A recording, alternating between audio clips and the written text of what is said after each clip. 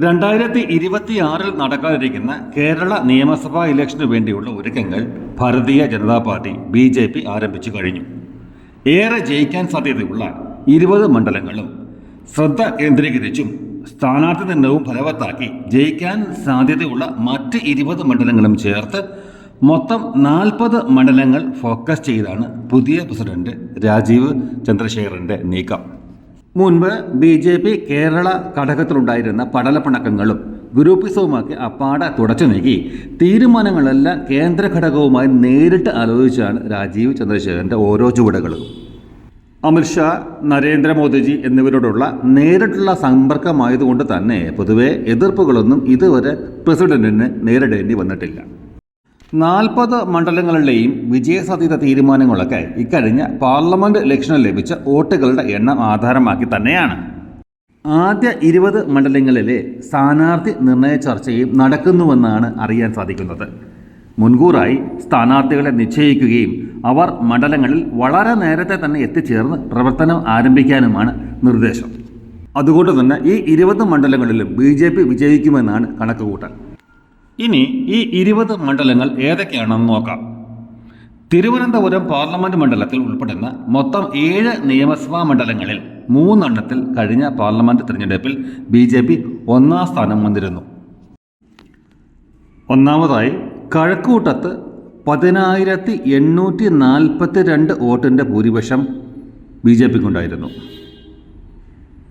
നേമത്ത് 22,126 വോട്ടിൻ്റെയും വട്ടിയൂർക്കാവിൽ 8,162 വോട്ടിൻ്റെയും ഭൂരിപക്ഷം BJP നേടിയിരുന്നു.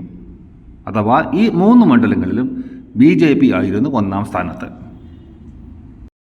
ഇനി തിരുവനന്തപുരം പാർലമെന്റ് മണ്ഡലത്തിൽ തന്നെ പാറശാല ഒഴികെ മറ്റ് 3 ഇടങ്ങളിൽ BJP 2-ാം സ്ഥാനത്ത് വന്നിരുന്നു.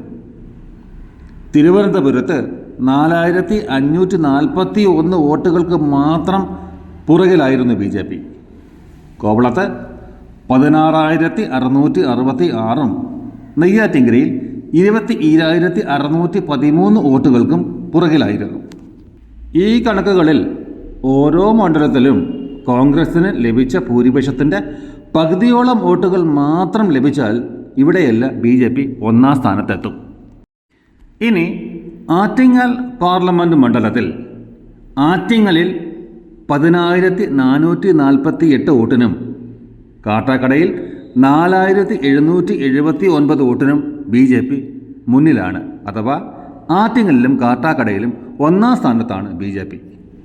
വർക്കലയിൽ 2-ാം സ്ഥാനത്തും 1-ാം സ്ഥാനം LDFിനും 3-ാം സ്ഥാനം മാത്രമാണ് ഇന്ത്യൻ നാഷണൽ കോൺഗ്രസിന്.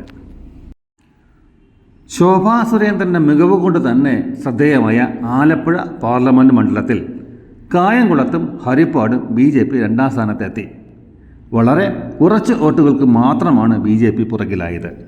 കായംകുളത്ത് 1,441 വോട്ടിനും ഹരിപ്പാട് 1,345 വോട്ടിനും മാത്രമാണ് പുറകിലായത്. വരുന്ന നിയമസഭാ തെരഞ്ഞെടുപ്പിൽ കായംകുളത്ത് ശോഭാ സുരേന്ദ്രൻ തന്നെ സ്ഥാനാർത്ഥിയാകാനാണ് കൂടുതൽ സാധ്യത.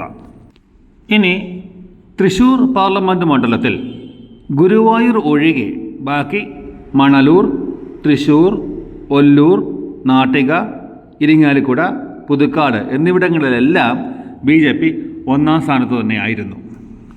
പാലക്കാടും അതുപോലെ കാസർഗോഡ് മണ്ഡലത്തിൽ മഞ്ചേശ്വരത്തും കാസർഗോഡും BJP 2-ാം സ്ഥാനത്ത് വന്നിരുന്നു.